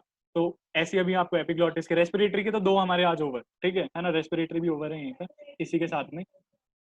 अब ये देखो नेक्स्ट डायग्राम पर, ठीक है। मैं ड्राइंग्स क्लियर कर देता हूँ स्क्रीन पर सर। अब जरा ये भी छोड़ो, ये तो आपने पहचान लिया, हाइलिन कार्टिलेज सब देख ही रहे हो 40x पर, ठीक है। इसको छोड़ो, ये मैं टाइम वेस्ट नहीं कर रहा हूँ। इस पे आओ जरा, ये भी हाइलिन कार्टिलेज है, ये ट्रैकिया का दिखाया हुआ देखो बकायदा, ठीक है ना। ये पेरिकॉन्ड्रियम आप देख सकते हो, और ये कार्टिलेज आप देख सकते हो, अंदर का मेजर पार्ट कार्टिलेज का, ठीक है। अब नेक्स्ट पे आ जाओ, इसमें भी टाइम नहीं वेस्ट करना, ठीक है। ये देखो ट्रैकिया की हिस्टोलॉजी मैंने बताई थी ना। अब आई थिंक आपको किसी को दिक्कत नहीं आएगी इसमें। बाहर क्या बना हुआ है? स्यूडो स्ट्रेटिफाइड एपिथेलियम, ठीक है। हमेशा एपिथेलियम के नीचे कोई भी ऑर्गन है तो उसमें उसकी लेमिना प्रोप्रिया होगी। लेमिना प्रोप्रिया में क्या बताया था? कौन सा टिश्यू होगा? लूज की डेंस? Loose connective tissue. और आउटर लेयर में क्या होगा? डेंस कनेक्टिव टिश्यू, ठीक है। ऑर्गन को बाहर से प्रोटेक्शन चाहिए, आउटर लेयर में तो डेंस, अंदर है तो लूज, ठीक है ना। उसके अलावा क्या होगा? आप यहाँ पे देख रहे हो, ये हाइलिन कार्टिलेज है हमारा पूरा का पूरा, ये पूरा हाइलिन कार्टिलेज है। बहुत सिंपल सा है, ठीक है। सीरस एसिना, ये जो चीज है सीरस एसिना यहाँ और म्यूकस एसिना क्यों प्रेजेंट होंगे? म्यूकस ज्यादा होते हैं ट्रैकिया में, क्योंकि ट्रैकिया में भी म्यूकस प्रोड्यूस होता है अगर आपको याद हो तो, और वो म्यूकस यहाँ से आता है, ठीक है। म्यूकस एसिना से, तो म्यूकस एसिना आपको मिलेंगे। थोड़ी सी यहाँ पे ट्रैकियालिस मसल दिखा रखी है, ठीक है, कनेक्टेड होगी। ट्रैकिया की हिस्टोलॉजी कंप्लीट। टफ है ट्रैकिया की, रिपीट करूं? नहीं रिपीट करनी तो हैंड रेज कर दो सारे, करना ताकि मुझे सबका पता चले। फटाफट फटाफट, जल्दी जल्दी जल्दी। सबको क्लियर है ना? जिसको नहीं है वो बाद में पूछ लेना, ठीक है। ट्रैकिया की हिस्टो हमारी ओवर है यहीं पर, ठीक है। स्लाइड भी मैंने दिखा दी है ट्रैकिया की। ये लेमाइना प्रोप्रिया के नीचे सब म्यूकोजा है, दोनों ही लूज कनेक्टिव टिश्यू होते हैं, ठीक है। देखो सबसे इंपॉर्टेंट चीज क्या, एक चीज और मैं बता देता हूँ कनेक्टिव टिश्यू का रूल। जो हमारा कहीं भी आप सब म्यूकोजा देखोगे ना, तो उसमें कनेक्टिव टिश्यू तो दिखेगा, लेकिन सब म्यूकोजा में ऑर्गन की जो ग्लैंड्स होती है ना, वो भी दिखती हैं, ठीक है। ऑर्गन का ग्लैंडुलर टिश्यू, ठीक है। जैसे ट्रैकिया में तो कोई ग्लैंड नहीं होती, तो ग्लैंडुलर टिश्यू क्या हो गया हमारा? सीरस और म्यूकस एसिना है। लेकिन जब आप जीआईटी में जाओगे तो आपको यहाँ पे जीआईटी में स्टमक में यहाँ पे आपको गैस्ट्रिक ग्लैंड्स मिलेंगी, ठीक है। उसके अलावा जब आप डुओडेनम में जाओगे, डुओडेनल ग्लैंड्स मिलेंगी, जेजुनल इलियल ग्लैंड्स, ठीक है ना। सारी ग्लैंड्स यहाँ पे सब म्यूकोजा में मिलती हैं। कहीं पे रूल्स है ना, नोट करते जाओ अपने, ठीक है, साथ साथ। गॉबलेट सेल भी है ना, देखो म्यूकस प्रोड्यूस करने के लिए। ट्रैकिया में गॉबलेट सेल्स प्रेजेंट है, लेबल कर रखे हैं इन्होंने, ठीक है। कहीं कहीं एक दो बना देना प्लीज। क्या क्या याद रखना आपको? एपिथेलियम याद रखना है, गॉबलेट सेल्स याद रखना है, लेमिना प्रोप्रिया और सबम्यूकोजा याद रखना है, कार्टिलेज आपको याद रखना है, थोड़ी सी ट्रैकियालिस मसल है वो आपको याद रखनी है, सबम्यूकोजा में ग्लैंड्स भरते हैं वो याद रखना है, आउटर प्रोटेक्शन के लिए हमारा एडवेंटिशिया में क्या हो जाएगा? हमारे डेंस कनेक्टिव टिश्यू हो जाएगा, वो याद रखना, ठीक है। हिस्टो कंप्लीट इसकी। नेक्स्ट पे आ जाओ। अगर आपको इलास्टिक कार्टिलेज समझ आ गया तो इलास्टिक कार्टिलेज एपिग्लोटिस में होता है, तो हम एपिग्लोटिस की हिस्टोलॉजी भी यहीं पर करेंगे। देखो ये ऐसा भी डायग्राम आप बना सकते हो, लेकिन ideally H N E stain में जो ये इलास्टिक फाइबर्स जो यहाँ पे आप देख रहे हो ना, आइडियली ये बेसोफिलिक ही होते हैं। ये हिस्टोग्राम ऐप में थोड़े गलत बने हुए, मैंने वहीं से डायग्राम उठाया है, ठीक है ना। ये पिंक कलर के बने हुए, बट आइडियली ये ब्लू कलर के होते हैं हिस्टोलॉजी में, ठीक है, ड्रॉ करने के लिए। तो आप ये वाला डायग्राम कंसीडर करना जो ये दिख रहा है स्क्रीन पर, ठीक है। ये इलास्टिक कार्टिलेज है, देखो कितना गंदा दिखने लग रहा है। डार्क बैंड्स होते हैं ना, इसलिए डार्क कलर का दिखाई देता है, ठीक है। अब इलास्टिक कार्टिलेज आ गया ना आपको, तो चलो एपिग्लॉटिस जो कि बड़ी इंटरेस्टिंग हिस्टोलॉजी है, जो कि हमें डुअल हिस्टोलॉजी शो करता है। ठीक है, सबसे पहले वही चीज रूल आउट कर लेते हैं कि इसमें हमारा क्या प्रेजेंट है, हमारा इलास्टिक कार्टिलेज प्रेजेंट है। बना लोगे इलास्टिक कार्टिलेज तो आप लोग सबको आ गया पेरिकॉन्ड्रियम, और अंदर अंदर एडिशनल चीज क्या आ जाएगी, मैट्रिक्स के अंदर हमारी इलास्टिक फाइबर्स आ जाएंगे। ठीक है ना। अब वही है ऑर्गन है, तो आप बीच का जो लेमाइना प्रोप्रिया यानी जो कनेक्टिव टिश्यू है, लूज कनेक्टिव टिश्यू, वो भी आप भर ही दोगे। ब्लड वेसल वगैरह बना देना भाई, इन्होंने देखो छोटी सी ब्लड वेसल बना रखी है यहाँ पे छोटी सी आर्टरी बना रखी है। ठीक है ना। इसका एपिथेलियम बहुत इंपॉर्टेंट है, जो कि हमें डुअल हिस्टो शो करता है। ठीक है ना। डुअल हिस्टो इसकी कैसी है, मैंने बताया था ना एपिग्लॉटिस क्या है। देखो एपिग्लॉटिस ये हमारी टंग है। ठीक है, इसके पीछे एक फ्लैप है एपिग्लॉटिस, समझ में आई बात। ठीक है, यहाँ हमारा लैरिंग स्टार्ट है यहाँ से। ठीक है ना। और इसके ठीक पीछे हमारा ईसोफेगस का ट्यूब स्टार्ट है। ठीक है, तो इसका काम है ड्यूरिंग जब हम फूड खाएं तो टंग से जैसे फूड जाए तो ये फ्लैप इसको कवर कर ले लैरिंग्स को, जिससे फूड ट्रैकिया में एंटर ना हो और फूड कहाँ जाए, सीधा ईसोफेगस में जाए। ठीक है, समझ में आई बात। ये डुअल हिस्टोलॉजी शो करता है। आप लोग है ना खुद ध्यान दो इस पर। ठीक है, ये क्या कर रहा है देखो, आधा पोर्शन। ठीक है, इसका आधा पोर्शन टंग की तरफ है। ठीक है, तो इसमें टंग जैसा एपिथेलियम है। आधा पोर्शन इसका लैरिंग्स यानी रेस्पिरेटरी सिस्टम से, तो यहाँ पे रेस्पिरेटरी यानी स्यूडो स्ट्रेटिफाइड एपिथेलियम मिलेगा। और यहाँ पे टंग का कौन सा होता है, टंग को प्रोटेक्शन चाहिए ना, माउथ में फूड का टॉर्चर होता है, तो नॉन केराटिनाइज स्ट्रेटिफाइड स्क्वैमस एपिथेलियम, तो यहाँ पे वही प्रेजेंट होगा। समझ में आई बात। ठीक है, तो डुअल हिस्टोलॉजी शो कर रहे हैं यहाँ पे। ठीक है, अब आप फटाफट से देखो इस चीज को कि ये देखो आधा एपिथेलियम मोटी लेयर बना रखी है। ठीक है, और मैंने क्या बताया था, स्ट्रेटिफाइड कभी भी बेसमेंट मेम्ब्रेन सीधी नहीं होगी, स्ट्रेटिफाइड की वेवी होगी, क्योंकि सेल का लोड ही इतना ज्यादा बेसमेंट मेम्ब्रेन पर कि वो दब गई है। ठीक है, तो ये देख रहे हो, एक तो हमारी वेवी सी है ये वाली पूरी की पूरी। ठीक है ना। यहाँ पे आप आ जाओगे तो एपिथेलियम पूरा ही चेंज है, बना रखा है ना यहाँ पे जीआईटी वाला एपिथेलियम है और यहाँ पे रेस्पिरेटरी ट्रैक वाला एपिथेलियम है। ठीक है, उसके अलावा आप इलास्टिक कार्टिलेज बना लोगे, अंदर का सारा भर लोगे। आप बताओ एपिग्लॉटिस में कुछ टफ है, एपिग्लॉटिस सबको क्लियर है ना। ना क्लियर हो तो बाद में बता देना। ठीक है, फाइब्रस कार्टिलेज बहुत कोई नहीं पूछता इसको, कभी कार्टिलेज पे क्वेश्चन आ जाए ना लॉन्ग की तीनों लिखो तब इसको करना, वरना इसको कोई नहीं पूछता। ठीक है, नाम ही फाइब्रस कार्टिलेज है ना, तो इसमें फाइबर्स के बैंड बहुत ज्यादा होंगे। ठीक है, ये वाला डायग्राम छोड़ो आप, ये तो बेकार डायग्राम है। ठीक है, दूसरा दिखाता हूँ आपको, वो वाला देखो। ये वाला देखो जरा डायग्राम, ये बड़ा मस्त डायग्राम है। ठीक है, इसमें दिख रहा है, ये देखो फाइबर इतने ज्यादा एक जगह कलेक्ट हो गए कि पूरा फाइबर्स है ना इतने डार्क पिंक कलर के दिख रहे हैं कि ऐसा लग रहा है कि पूरे फाइबर्स के बैंड्स बने हुए हैं। ठीक है, तो आप इसमें क्या लेबल करोगे कि फाइबर्स बैंड्स प्रेजेंट है। ठीक है, इसमें जो कोलेजन फाइबर है, ये जो बीच में भरा पड़ा है यहाँ पे, ठीक है, वो कोलेजन फाइबर कौन से टाइप का होगा, कोलेजन टाइप 1, इसी में अलग होता है, बाकी दोनों में टाइप 2 होता है कार्टिलेज में। और क्या है, कार्टिलेज है तो इसमें क्या प्रेजेंट होंगे, कॉन्ड्रोसाइट भी प्रेजेंट होंगे, तो इसमें कॉन्ड्रोसाइट प्रेजेंट है, उनका न्यूक्लियस दिख रहा है, बस इतना ही है इसमें। ठीक है, और कुछ भी नहीं है। नेक्स्ट पे चलते हैं। हमने इनके साथ साथ और भी चैप्टर्स हम कवर करते हैं। जीआईटी तो मुझे लग रहा है आपका लास्ट तक आते आते सारा ऐसे इजी हो जाएगा। ठीक है, ये देख रहे हैं इनकी अरेंजमेंट। ठीक है, यहाँ पे कॉन्ड्रोसाइट है, बीच में फाइबर्स के बैंड्स दिखने लग रहे हैं, इसको गोली मारो। ठीक है, एक मिनट पहले मैं कुछ और बता, एक मिनट, चलो ये बता देता हूँ। ठीक है, बोर तो नहीं हो रहे ना, अभी तक का सबको सब क्लियर है, हैंड रेज करना फटाफट। हम्म, ठीक है। देखो कनेक्टिव टिश्यू का कंसेप्ट बहुत ज्यादा इंपॉर्टेंट है हमारे लिए। ठीक है, कनेक्टिव टिश्यू का कंसेप्ट कभी नहीं भूलना है, अगर हिस्टोपैथ ड्रॉ करनी है, ठीक है ना, तो कभी नहीं भूलना है आपको ये। ठीक है, इवन इफ यू थिंक कि ये जो हिस्टोलॉजी आपके कहीं काम नहीं आती, तो मैं बता दूं, इवन हमने खुद वो देखा है कि हमारे हॉस्पिटल में डर्मेटोलॉजी डिपार्टमेंट वालों को भी स्लाइड्स देते हैं। ठीक है, टीबी एंड चेस्ट वालों को भी हिस्टोपैथ की स्लाइड्स देते हैं एग्जाम में। ठीक है, तो ये तो आपका पीजी तक भी पीछा नहीं छोड़ने वाली है। ठीक है, और आजकल जो डायग्राम बेस्ड क्वेश्चन नीट में आ रहे हैं ना, तो उसके लिए तो आपको कैसे भी, पहले तो हिस्टो से क्वेश्चन आते ही नहीं थे, या सिर्फ डायरेक्ट है ना थ्योरी के क्वेश्चन आया करते थे, अब तो थ्योरी के आते ही नहीं, सीधे फोटो देते हैं और बोलते हैं पहचानो। ठीक है, तो पहचान करने के लिए आपको पता होना चाहिए कि किससे रिलेट करना है आपको। ठीक है, किस टिश्यूज से मिलते फीचर्स है, तभी तो आप पहचानोगे ये आंसर है इसका। ठीक है ना। तो आजकल इमेज बेस्ड क्वेश्चन वैसे ही आते क्योंकि कंप्यूटर पे एग्जाम होता, तो इमेज डालने में इनका कोई खर्चा भी नहीं आता पेपर प्रिंट करने में।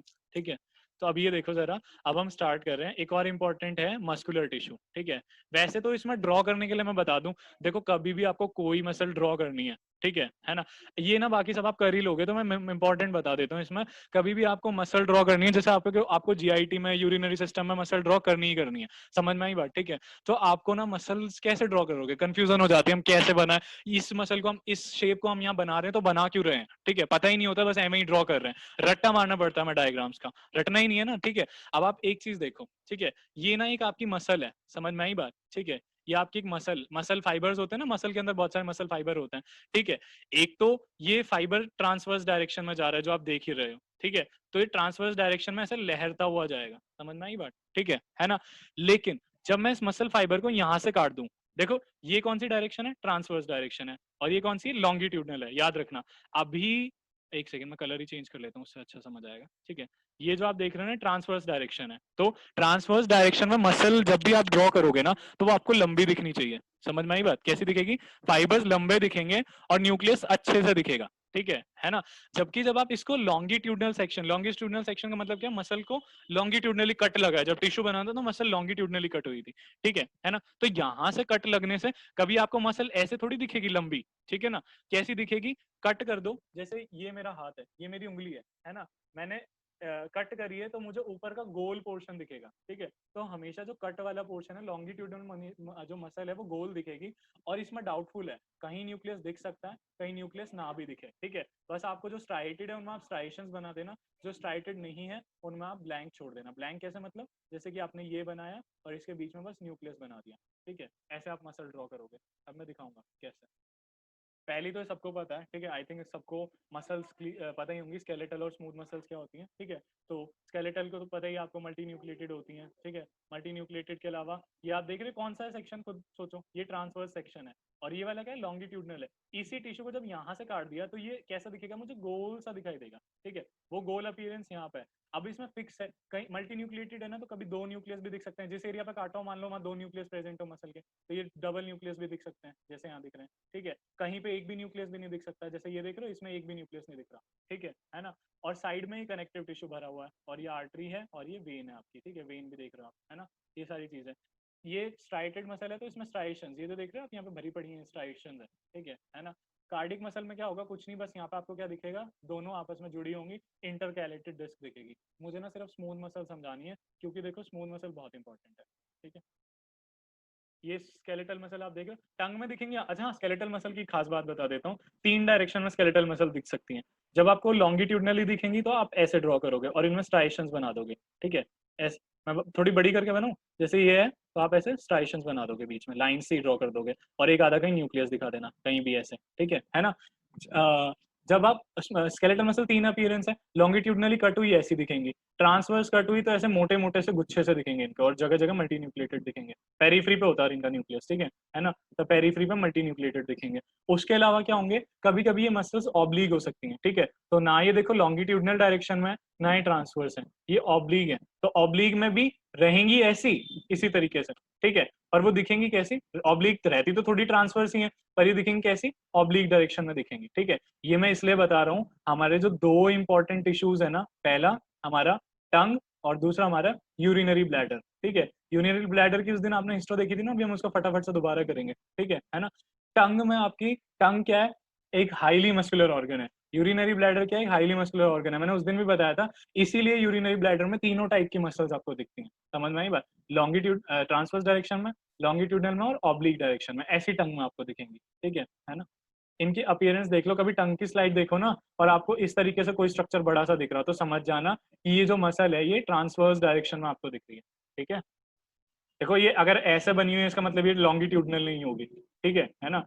ये ट्रांसवर्स है, इसके हिसाब से ये लॉन्गिट्यूडनल होगा, और ये ऑब्लिक डायरेक्शन, ठीक है। फटाफट से आ जाते हैं, आज का हमारा होने ही वाला है सारा का सारा ओवर, ठीक है। 11:15 का था ना, और हमने लेट भी स्टार्ट किया था। बोर तो नहीं हो रहे ना, ब्रेक लेना तो 2-4 मिनट का ले सकते हैं, ठीक है। ये देख लो कार्डियक मसल मैंने इसी के साथ क्यों बनाई है, बस इंटरकैलेटेड डिस्क आ जाएंगी, ठीक है। और जो मसल्स की इंपॉर्टेंट चीज है ना, एपीमाइसियम, पेरीमाइसियम, एंडोमाइसियम, वो सब आप अपने हिसाब से देख लेना। एंडोमाइसियम अंदर होगी, ठीक है, इनके बाहर पेरीमाइसियम होगी, फिर एपीमाइसियम होगी, ठीक है ना। सॉरी, क्या बोलते हैं, मसल भाई, हाँ ठीक है, पेरीमाइसियम और फिर एपीमाइसियम हो जाएगी, है ना। मुझे लगा मैंने उल्टा बोल दिया, ठीक है। कार्डियक भी छोड़ो, देखो इतनी इंपॉर्टेंट नहीं है कार्डियक का, ना सेकंड ईयर में भी ज्यादा डायग्राम इतना सिग्निफिकेंट नहीं है, ठीक है। ये आ जाओ स्मूथ मसल्स पे। स्मूथ मसल्स की लॉन्गिट्यूडनल डायरेक्शन, ट्रांसवर्स डायरेक्शन मैंने बताई थी ना कैसी होगी, जब ये ट्रांसवर्स होगी तो ये कैसी दिखेगी, ब्लेड की तरह दिखेगी, ठीक है। स्पिंडल शेप की दिखेगी और फ्लैट न्यूक्लियस, जैसे कि फाइब्रोसाइट का सेल था। ठीक है, ये याद रखना। और जब आप इसको लॉन्गिट्यूडनली, इस मसल को आप लॉन्गिट्यूडनली कट करोगे तो दोनों ही चीजें हो सकती हैं। ठीक है, या तो देखो मान लो अब इस पे कट यहाँ लगा, यहाँ तो न्यूक्लियस प्रेजेंट नहीं है ना, और ये तो यूनिन्यूक्लिएटेड है, कट यहाँ लगा, तो जब इसको आप लॉन्गिट्यूडनली ड्रॉ करोगे तो आपको इसमें कोई भी न्यूक्लियस बनाने की जरूरत नहीं है, सिर्फ पिंक कलर कर देना। ठीक है, लेकिन अगर कट लगाया यहाँ और न्यूक्लियस तो दिख रहा है यहाँ पे, ठीक है, तो लॉन्गिट्यूडनल में आपको आधा न्यूक्लियस भी दिखेगा। ठीक है, इस तरीके से, है ना। तो दोनों अपीयरेंस याद रखनी है। कैसे बनाना है, एक तो ये वाली अपीयरेंस याद रखनी है और दूसरी ये वाली आपको याद रखनी है। ठीक है, कि इस तरीके से जीआईटी में, क्योंकि यही आएगा, स्मूथ मसल होंगी, आउटर लॉन्गिट्यूडनल, इनर सर्कुलर। ठीक है, लॉन्गिट्यूडनल का मतलब लॉन्गिट्यूडनल है, सर्कुलर का मतलब ट्रांसवर्स डायरेक्शन है। ठीक है, ये याद रखना। हो गया, सिंपल सा, मसल्स खत्म हमारी। ठीक है, ये देख रहे हो कहाँ पे दिख रही, कैसे पता कैसे चलेगा कौन सी लॉन्गिट्यूडनल है और कौन सी वो है हमारी। ठीक है, बस आप है ना सबसे पहले ना जो हमारी सर्कुलर लेयर है ना, ट्रांसवर्स वाली लेयर है स्मूथ मसल्स की, वो पहचान जाओ। ट्रांसवर्स हमेशा वेवी होगे, देख रहे हो ये, जैसे ये एक उठा लो, यहाँ पे एक है, ऐसी दूसरा स्पिंडल सेल है, ऐसी तीसरा स्पिंडल सेल है, ऐसी चौथा स्पिंडल सेल है, तो ऐसे पूरी वेव फॉर्म में, जैसे ना एक के पीछे एक लहर सी आती जा रही है फाइबर्स की तरह। ठीक है, तो फाइबरस अपीयरेंस होती है हमेशा इसकी। ठीक है, तो ये आप समझ गए, ये कैसी दिखेगी, वेवी। अब आप इसी के ऊपर अगर inner inner circular outer longitudinal जैसे आप पढ़ते हो, ठीक है, तो इसके ठीक नीचे ट्रेस करना, आपको लॉन्गिट्यूडनल वाली भी मिल जाएंगी। ठीक है, यहाँ पे अच्छे से बनी नहीं हुई है, ठीक है, शायद सेक्शन ठीक से नहीं लिया ये, लेकिन आप ट्रेस कर सकते हो। कोई एक छोटा सा ये उठा लो और उसके अंदर आप न्यूक्लियस भी देख रहे हो, सबको दिख रहा है जो मैंने दिखाया अभी, छोटा सा आउटर लॉन्गिट्यूडनल सेक्शन। ठीक है, ट्रांसवर्स सेक्शन लंबा होता है, ठीक है, जैसे कि ये देख रहे हो आप, और लॉन्गिट्यूडनल छोटा होता है। ठीक है, आई थिंक क्लियर है सबको। चलो एक बात बताओ, नहीं चलो छोड़ो छोड़ो छोड़ो, ठीक है, ये बाद में डिस्कस करेंगे, जीआईटी की हिस्टोलॉजी एक साथ ही करेंगे, है ना। वैसे आप ये देखो, ये किसका डायग्राम हमारा, एक सेकेंड, हाँ, ये हमारे जीआईटी का आप डायग्राम देख रहे थे। ठीक है, जीआईटी में एपिथेलियम में वेव क्यों आती है, क्योंकि जीआईटी में देखो सिंगल लेयर कोलमनार होने के बावजूद जीआईटी में क्या होता है, माइक्रोविल्ला, सॉरी जीआईटी में क्या होता है, विलाई प्रेजेंट होती है ना स्मॉल इंटेस्टाइन में, सरफेस एरिया इंक्रीज करने के लिए एब्जॉर्प्शन का। ठीक है, तो इवन सेल एक ही है, सिंपल कोलमनार एपिथेलियम होता है जीआईटी में, तो सेल तो एक ही है, फिर भी आपको के बॉस ने तो बताया था सिंगल लेयर है, सिंगल सिंगल लेयर में तो हमेशा एपिथेलियम स्ट्रेट होती है, बेसमेंट मेम्ब्रेन, और ज्यादा जब स्ट्रेटिफाइड होते हैं तब वेवी होती है। यहाँ पे वेवी इसलिए क्योंकि इन्होंने खुद को मॉडिफाई किया वेवी फॉर्म में, ताकि एब्जॉर्प्शन बढ़ जाए, सरफेस एरिया बढ़ जाए एब्जॉर्प्शन का। ठीक है, वो उसके अलावा इसके एपिथेलियम में गॉबलेट सेल्स दिखेंगे। ठीक है, अब आपको मसल्स भी पता चल गई, मसल्स दिखेंगी, कुछ भी नहीं रह गया। ठीक है, आउटर लेयर में जो सिरोसा या एडवेंटिश है उसमें डेंस कनेक्टिव टिश्यू दिखेगा, इनर लेयर में लूज कनेक्टिव टिश्यू दिखेगा। बस अब हमें ना एक बार इसको प्रॉपर्ली मैनेज फॉर्म में पढ़ना है जीआईटी को। ठीक है, अदरवाइज आप most of the concept GIT के सीख चुके हो यहाँ पे। ठीक है, जीआईटी की सबसे ज्यादा, इसीलिए मैं उस पर फोकस करता हूँ। ठीक है, फर्स्ट और सेकंड ईयर दोनों में सबसे ज्यादा जीआईटी है। ठीक है, ये क्या हुआ, कौन सी टिश्यू गायब हुआ।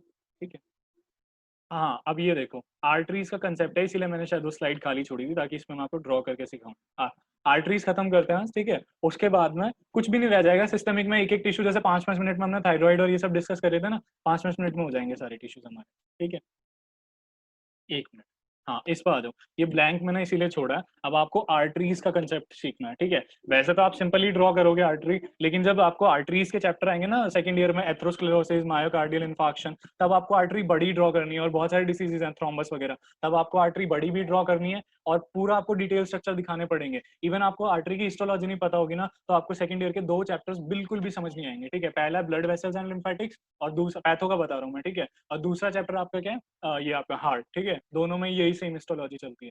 ठीक है, इसको सीखना बहुत इंपॉर्टेंट है, जो इंटरेस्टेड हो प्लीज ध्यान से इसको देखना, तभी इंटरेस्टेड हो, ऐसे तो तभी रुके हुए हो अभी तक। ये देखो, ठीक है, एक सेकंड में 2 डायग्राम बनाता हूँ एक ही जगह ना यहाँ,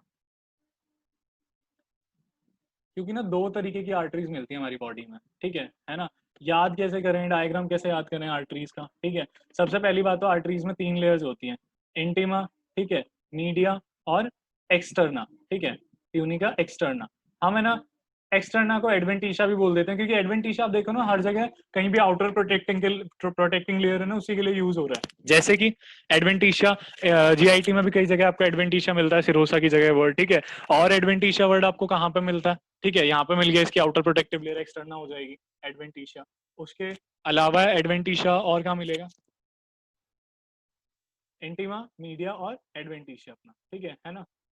यहाँ पे आ जाते हैं, एक यूरिनरी सिस्टम वगैरह में सब जगह एडवेंटिशिया मिल जाएगा आपको, ठीक है। अब ये देखो हिस्टोलॉजी स्टार्ट करते हैं, ठीक है। इंटीमा मतलब इनर लेयर है। देखो आपको इसके लिए ना एक कंसेप्ट सीखना जरूरी है, मैंने फर्स्ट लेक्चर में बताया था, what is difference between mucosa and epithelium. समझ में आई बात, ठीक है। म्यूकोजा और एपिथेलियम में डिफरेंस क्या है? एपिथेलियम खाली एपिथेलियम होता है जो हम कुछ भी बना रहे हैं, ठीक है। म्यूकोजा का मतलब होता है एपिथेलियम प्लस में सब एपिथेलियल टिश्यू, ठीक है। एपिथेलियम के साथ सब एपिथेलियल टिश्यू। किसी किसी एरिया में इसको खाली सब एपिथेलियल टिश्यू बोला जाता है, ठीक है ना। या फिर सब अब जैसे सब एपिथेलियल टिश्यू बोला जाता है, ठीक है। लेकिन मोस्टली हम इसको लेमाइना प्रोप्रिया बोलते हैं। जैसे जीआईटी में, जैसे आपने ट्रैकिया में देखा था, जैसे आपने एपिग्लॉटिस में देखा था, तो जो एपिथेलियम की नीचे वाली लेयर थी वो लेमाइना प्रोप्रिया थी। तो ये दोनों टुगेदरली कंस्टिट्यूट करते हैं म्यूकोजा। अगर मैं बोलूं ट्रैकिया का म्यूकोजा, तो एपिथेलियम प्लस उसका जो एपिथेलियम के नीचे सब एपिथेलियल टिश्यू है, चाहे वो उसका नाम लेमिना प्रोप्रिया रख दिया या सब एपिथेलियल टिश्यू हम उसको बोल रहे हैं, ठीक है। समझ में आई बात? तो दो डायग्राम्स है हमारे पास, है ना।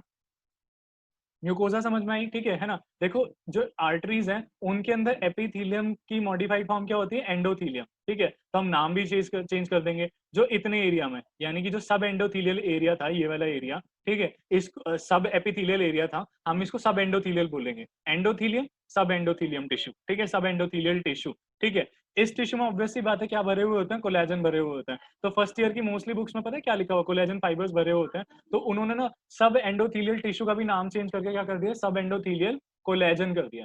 समझ में आई बात, ठीक है। तो याद रखना एंडोथेलियम और सब एंडोथेलियम कोलेजन, ये तो होगी आपकी क्या? ट्यूनिका इंटीमा, ठीक है। इंटीमा एक तरीके से म्यूकोजा ही है अंदर का, ठीक है ना। उसके बाद में आती है मीडिया, ठीक है। और फिर आपकी आ जाएगी एक्सटर्ना। फाइनली एक्सटर्ना तो आप खुद ही बना लोगे। बताओ यहाँ पर कौन सा टिश्यू होगा? अंदर है तो कौन सा टिश्यू होगा? Loose connective tissue. Outer protecting layer adventitia है, तो इसमें क्या हो जाएगा आपका? डेंस कनेक्टिव टिश्यू, ठीक है ना। अच्छा, कनेक्टिव टिश्यू में क्या क्या चीजें बनाओगे आप? फटाफट से याद करो। एक तो आप क्या बनाओगे कनेक्टिव टिश्यू में? फाइबर्स और उनके फाइब्रोब्लास्ट न्यूक्लियाई। दूसरा आप आर्टरी और वेन यानी ब्लड वेसल्स बनाओगे, ठीक है ना, किसी भी एरिया में। तीसरी चीज आप एडिपोसाइट्स भी ड्रॉ करोगे, ठीक है। मैं ये चीज पता नहीं कैसे भूल गया बतानी उस टाइम पर, ठीक है। एडिपोसाइट्स पे इतना फोकस कर रहा था इसी चीज को बताने के लिए, वही भूल गया, ठीक है। तो एडिपोसाइट्स भी आप ड्रॉ करोगे, ठीक है ना। और कोशिश करना कि आउटर लेयर्स में एडिपोसाइट ज्यादा ड्रॉ करना, क्योंकि किसी भी ऑर्गन की ब्लड सप्लाई आउटर से इनर पोर्शन में जाती है। तो आउटर में तो ऑब्वियसली ज्यादा ही है ब्लड वेसल्स, क्योंकि अंदर बाहर से ही अंदर जा रही है उसको सप्लाई करने के लिए टिश्यू को, ठीक है ना। तो जहां ब्लड वेसल ज्यादा होंगी वहां एडिपोसाइट्स भी ज्यादा होंगे, ठीक है ना। अब देखो मैं इसको पूरा क्लियर नहीं कर रहा, मेरी पूरी ड्राइंग उड़ जाएगी, ठीक है ना। जो बीच का एरिया है ना, यहीं पे वेरिएशन है, और इसी वजह से दो तरीके की आर्टरीज एग्जिस्ट करती हैं, ठीक है। एक मस्कुलर आर्टरी है और एक इलास्टिक आर्टरी है। पहली बात तो इलास्टिक आर्टरी का ना दूसरे नाम से भी क्वेश्चन आ जाता है, ठीक है। इसका क्वेश्चन किसके नाम से आ जाता है? लार्ज आर्टरीज के नाम से, ठीक है। और मस्कुलर आर्टरीज यानी मीडियम साइज आर्टरीज होती हैं। इसका मीडियम साइज नाम से आया ना है, इसका लार्ज से पक्का आ सकता है, ठीक है, आया हुआ इवन, ठीक है। तो आपको क्या याद रखना है? देखो अंदर क्या वेरिएशन होगी। आर्टरी में भी स्मूथ मसल्स होती हैं, क्योंकि आर्टरी का आपको पता है वेजो कॉन्स्ट्रिक्शन अगर वर्ड आपने सुना हो, तो वेसल्स कॉन्स्ट्रिक्ट करती हैं और डायलेट करती हैं। तो ये सिर्फ मस्कुलर एक्शन से ही पॉसिबल है। जहाँ पे मसल्स होंगी वहीं कॉन्ट्रैक्शन और रिलैक्सेशन होगा, ठीक है। तो ऑब्वियस ही बात है आर्टरीज में मसल्स तो प्रेजेंट होंगी, ठीक है ना। लेकिन कुछ आर्टरीज में हमको कॉन्स्ट्रिक्शन नहीं करानी होती। समझ में आई बात, ठीक है। जैसे कि हमारी लार्ज आर्टरीज, क्योंकि उनमें अगर थोड़ी देर के लिए भी कॉन्स्ट्रिक्शन रहेगी ना, तो इफेक्ट मल्टीपल सिस्टम पर जाएगा। समझ में आई बात, ठीक है। अब हमारी आर्च ऑफ एओर्टा है, ठीक है, मान लो वो एक सेकंड के लिए भी कॉन्स्ट्रिक्ट हो गई, तो पता नहीं कितनी आर्टरीज पर फर्दर प्रेशर लगेगा। क्या पता renal renal system, renal artery पर उससे ज्यादा प्रेशर हो जाए, रीनल हाइपरटेंशन होकर किडनी फेलियर हो जाए, क्या पता ब्रेन में स्ट्रोक आ जाए, ठीक है। तो ऐसी आर्टरीज में हमें कॉन्ट्रैक्शन ज्यादा नहीं करनी, ठीक है। तो इसमें मस्कुलर टिश्यू तो रखेंगे, ठीक है, थोड़ा बहुत, लेकिन ज्यादा नहीं रखेंगे। तो इसलिए हम उसमें दूसरा फिलिंग टिश्यू भर देंगे। समझ में आई बात? वो आर्टरीज अच्छे से एक्सपैंड कर पाए, क्योंकि उन आर्टरीज में ब्लड का फ्लो भी ज्यादा होता है। ये आर्टरी सीधे हार्ट से कनेक्ट है, तो इनमें ब्लड भी एकदम से निकलता है। हार्ट पंप करता है ना, तो पंप में तो हमेशा चीज एकदम से बाहर आती है, ठीक है ना। तो पंपिंग एक्शन है, तो वैसे भी प्रेशर इन आर्टरीज पे ज्यादा होता है। तो पहली चीज तो ये प्रेशर बियर करने के लिए इनके अंदर इलास्टिसिटी प्रेजेंट हो, और दूसरी चीज इनमें थोड़ा मस्कुलर टिश्यू कम प्रेजेंट हो, जिससे कि इनका कॉन्स्ट्रिक्शन ज्यादा लंबा ना रहे, ठीक है। तो इलास्टिक आर्टरीज इनका इसीलिए नाम दिया गया है, क्योंकि इनमें भर भर के, अगर मैं कहूँ ना कि इसकी ये जो मीडिया लेयर है, और ये वेरिएशन क्या है? ट्यूनिंग का मीडिया लेयर में ही है, ये पूरी मीडिया लेयर है, ठीक है। तो इसमें 70%, ठीक है ना, 70 to 80% elastic fibres he present होंगे इलास्टिक आर्टरी की मीडिया में। और उसके अलावा 10 to 20% हमारे क्या हो जाएंगे? सॉरी 20 to 30% क्या हो जाएंगे? मसल फाइबर्स, ठीक है। Comparing it with the muscular artery का मीडिया वाला एरिया, ठीक है, मस्कुलर आर्टरीज में ज्यादा होती है। समझ में आई बात? ठीक है, मस्कुलर आर्टरीज में ऑपोजिट सीन हो जाएगा। इसमें 70%, इसमें मैंने क्या बताया, 70% इलास्टिक टिश्यू है और इसमें 70% क्या हो जाएगा आपका मस्कुलर टिश्यू, यानी कि स्मूथ मसल हो जाएगी। ठीक है, तो यहाँ पे आप क्या करोगे, ऐसे जो स्पिंडल शेप के स्मूथ मसल सेल्स है ना, वो कम ड्रॉ करना और फाइबर्स इतने भर भर के ड्रॉ करना। समझ में आई बात? ठीक है, यहाँ पे आप ऑपोजिट करोगे, आप यहाँ पे स्मूथ मसल ज्यादा कर देना। ठीक है ना? समझ में आई बात? मेरे स्पिंडल नहीं, पता नहीं क्या ही बन रहा है, एड्स का रिबन जैसा बन रहा है। ठीक है ना? स्पिंडल शेप का बनाना और थोड़े बहुत जो है फाइबर्स तैरा देना यहाँ पे जरा। ठीक है ना? बाकी तो है ही है। इंटिमा आपको पता ही है कैसे बनानी है, एपिथेलियम बनाना है। ठीक है, और उसके नीचे सब एंडोथेलियल टिश्यू या कोलेजन बनाना है। ठीक है, और आउटर लेयर में आपको क्या बनाना है, एडवेंटिशिया ड्रॉ करनी है। ठीक है, मस्कुलर आर्टरी में दो वेरिएशंस अलग मिलती हैं इलास्टिक आर्टरी से, वो बस आपको रटनी है, बाकी आई थिंक सब आपको कंसेप्चुअलाइज ही क्लियर है। ठीक है ना? तो वो क्या आपकी, उसके लिए भी मैं कलर चेंज कर लेता हूँ, जो मैंने स्क्रीन बहुत गंदी कर दी है। ठीक है ना? वो क्या होती है, जैसे ही हमारा इंटिमा खत्म होता है तो एक लेयर आती है internal elastic lamina, elastic fibres का एक बैंड आता है। अब इलास्टिक फाइबर इसमें बीच में तो ज्यादा है नहीं, तो एक बैंड इनमें बाहर ही होता है कि चलो कल को कुछ ज्यादा ही आर्ट्रिक्स कॉन्ट्रैक्ट हो जाए तो ये एक्सपैंड करके बॉडी इनको रिलैक्स करा ले। इसके लिए भगवान जी ने इनके पास कुछ चीजें तो छोड़ी हैं। ठीक है ना? वो चीज का इलास्टिक बैंड छोड़ दें कि ले भैया तेरे को बैंड दे दिया। ठीक है ना? तो ये इंटरनल इलास्टिक लेमिना हो गया, यानी इंटरनल इलास्टिक बैंड हो गया। ठीक है, एक एक्सटर्नल होता है वो, देखो इंटिमा के बाद ये आ जाएगा आपका इंटरनल। ठीक है, मीडिया के बाद जो एक्सटर्नल लेयर है ट्यूनिका एक्सटर्नल, उससे क्या कनेक्टेड हो जाएगा आपका एक्सटर्नल। ठीक है, even elastic artery muscular artery की पहचान ही यही है कि इलास्टिक आर्टरी की तो क्योंकि फाइबर्स बहुत ज्यादा हैं तो वेवी अपीयरेंस आएगी। समझ में आई बात? ठीक है, जबकि आप मस्कुलर आर्टरी को देखोगे ना तो उसमें ना आपको ना फोल्ड्स दिखेंगे, इन बैंड्स की वजह से ना एपिथेलियम भी स्ट्रेट ना होके मेम्ब्रेन फोल्ड हो जाती है। ठीक है, दिखाई देता हूँ, क्यों इतना इंतजार कराना। ठीक है, मैं वैसे ही बहुत स्क्रीन गंदी कर चुका हूँ। ठीक है, चलो देखो जरा, इसके बाद एंड कर देंगे क्योंकि आज का हमारा सारा हो चुका है। ठीक है, और हम टाइम भी सही है, 11:40 नहीं हुआ अभी। ठीक है, देख रहे हो फटाफट से यहाँ पर, ये देखो जरा, एंडोथीलियम देखो कितना सुंदर बना रखा है इन लोगों ने। ये देख रहे हो पूरी लेयर जो है एंडोथीलियम की है। इसके नीचे जो थोड़ा सा एरिया हो जाएगा उसी को हम क्या लेबल कर देंगे, एंडोथीलियम, सब एंडोथीलियल कनेक्टिव टिश्यू। ठीक है, ये क्या हो जाएगी अपनी, इन दोनों को इकट्ठा क्या लेबल करोगे, इंटीमा लेबल करोगे। ठीक है ना? इंटिमा के बाद इसको क्या लेबल करोगे, ट्यूनिका मीडिया, और इसको क्या लेबल करोगे, ट्यूनिका एक्सटर्नल। समझ में आई बात? ठीक है, ये इसमें क्या दिख रहे हैं, ये इलास्टिक आर्टरी ना, तो इसमें 70% इलास्टिक फाइबर्स हैं। बीच बीच में इन्होंने थोड़ी कम ड्रॉ कर रखे हैं, आप अच्छे से ड्रॉ करना, स्मूथ मसल को थोड़ा स्पिंडल शेप का दिखाना, जितना मैंने साइज बना रखा है ना उतना बनाना कंपेयर टू फाइबर्स। ठीक है ना? तो स्मूथ मसल्स के सेल्स दिखा देना। एक्सटर्नल में आपको पता ही है, एडवेंटिशिया में आपको डेंस कनेक्टिव टिश्यू बनाना है। देखो dense actually dark pink colour का डेंस दिखता है और लाइट कनेक्टिव टिश्यू हमेशा लाइट कलर का दिखता है। ठीक है, क्लियर होगी सबको इलास्टिक आर्टरी, है ना? इसका डायग्राम भी है, एक मिनट में बता रहा हूँ।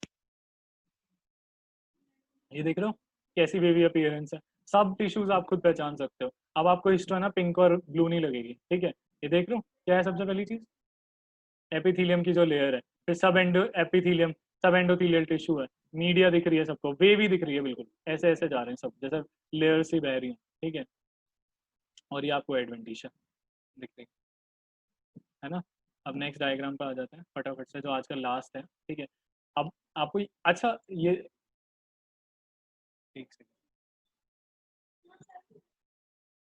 हम्म, ये देख रहे हो क्या है ये, मस्कुलर आर्टरी है। ये मस्कुलर आर्टरी थोड़ी राउंड बना रखी है, आर्टरी का सबसे अंदर ल्यूमन होता है ना, जो पिछली आर्टरी थी ना उसको हमने इतने एरिया में देखा था, इतने में, ऐसे, समझ में आई बात? इसलिए आपको राउंड नहीं दिख रही थी, ऐसे लेयर जा रही थी, फिर ऐसे ऐसे नीचे का दिख रहा था। ये इन्होंने पूरी गोल बना रखी है आर्टरी। ठीक है, ये ज्यादा अच्छी अपीयरेंस है, लेकिन इसमें टाइम लगता है। एग्जाम में तो आप इतनी बनाना नीचे एक एरिया। ठीक है, वैसे कभी खुद के लिए करो तो ये दूसरी देख लेना। ठीक है ना?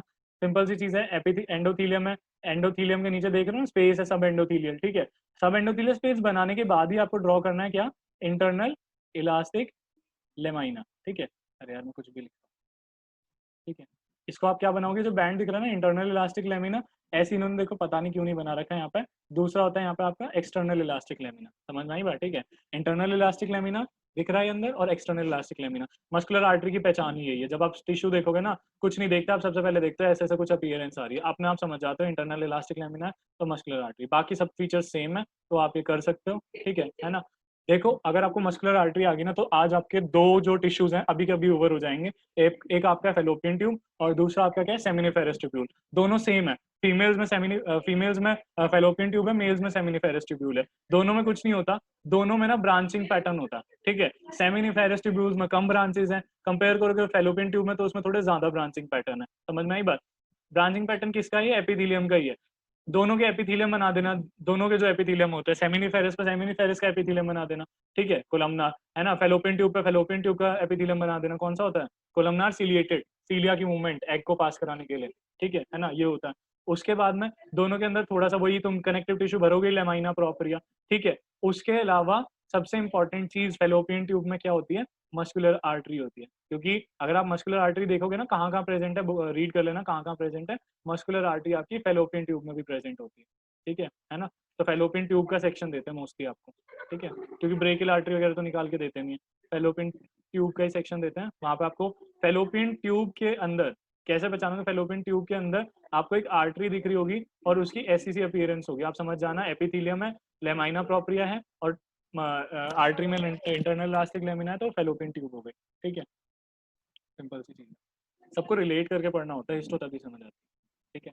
ये देख रहे हो इसके डायग्राम आप, कितना बढ़िया बना रखा है, ठीक है। मस्कुलर आर्टरी का एपिथेलियम है, एंडोथेलियम है, उसके नीचे सब एंडोथेलियल स्पेस, ये इंटरनल इलास्टिक लेमिना, ठीक है। और ऐसे ही यहाँ पे होता है आपका, ये देख रहे हो, ये मीडिया थी, मीडिया के बाद ये सारी क्या है आपकी? एडवेंटिशिया है, ठीक है। ये एक डिसीज का डायग्राम है एक्चुअली, ये एडवेंटिशिया है, बीच में आपका एक्सटर्नल इलास्टिक लेमिना, ठीक है। एक्सटर्नल थोड़ा कम वेवी होता है, इसीलिए वो दिखता ही नहीं है, कम वेवी होता है ना, ठीक है। ये लार्ज वेन देखो, वेन सिंपल सी है, थोड़ी सी वॉल थिन कर देना आर्टरी से, वो वेन हो जाएगी, ठीक है। सिंपल सी चीज है। मीडिया देख रहे हो, थोड़ी और पतली कर दी, ठीक है। एडवेंटिशिया थोड़ा और वो कर दिया, ये वेन हो गई, खत्म। वेन में एडवेंटिशिया को थिक बना रखा कंपेयर टू आर्टरी और वो, क्योंकि वेन ना सुपरफिशियल एरियाज में होती है, जैसे स्किन में, तो टॉर्चर के चांसेस यहाँ ज्यादा है, तो ज्यादा प्रोटेक्शन वेन को चाहिए आर्टरी से आउटर एरिया में, इसलिए इसकी एडवेंटिशिया थिक है, ठीक है। ये भी वेन भी सेम है। वेन वेन तो वैसे ही पहचान जाओगे, किसी का इतना बड़ा ल्यूमन है तो वो आर्टरी का तो हो नहीं सकता, देख रहे हो इतना सारा ये जो खाली ल्यूमन है अंदर वाइट वाइट, और ऊपर से इतनी टॉर्चुअस है, प्लस वॉल भी देख रहे हो कितनी थिन है, ज्यादा थिक भी नहीं है। ये तो बहुत 40x पे है, 10x पे तो बहुत ही कम दिखती है, ठीक है। तो आप समझ जाना ये वेन है। नेक्स्ट बात, अच्छा वेन्स के अंदर ना एक चीज होती है, अगर पीजी के लिए पढ़ना हो तो, ये वेन्स के अंदर वाल्व होती है, ठीक है। वेन के अंदर वॉल्व्स प्रेजेंट होती हैं, जैसे कि आपने पढ़ाई होगा इंफीरियर वेना कावा में वॉल्व होती है, ठीक है। उसके अलावा कोरोनरी साइनस में बेशियन वॉल्व होती है, ठीक है। तो वो भी हो गया खत्म, ठीक है। अब तो ये देखो जीआईटी है, इसके बाद में कल करेंगे फिर इसको, ठीक है ना। आज का इतना ही है, किसी को कोई डाउट हो? So thank you very much for all who have joined the session, and also those who are listening to it. If you have any queries, you can post them in the comment section, and if you like the video, do like, share and subscribe our channel also.